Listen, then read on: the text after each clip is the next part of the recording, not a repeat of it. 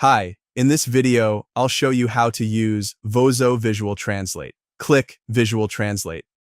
Upload your video, select the source language and target language, and start the translation. Once your video is translated, review it in the editor. Here you can compare the original video with the translated version and see that the text in the video has been translated into the target language.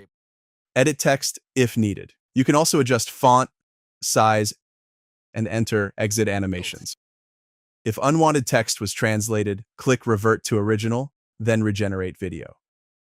Track backrest promotes. If some text was not translated, click Translate Missed Text, select the text area, then click Confirm. Once the text is recognized, click Regenerate Video. Pounds user capacity. When everything is correct, click Export. If you need to translate and dub the audio, upload this video to the Translate and Dub tool to continue processing. Alivio efectivo del dolor de espalda con un favorito de los clientes.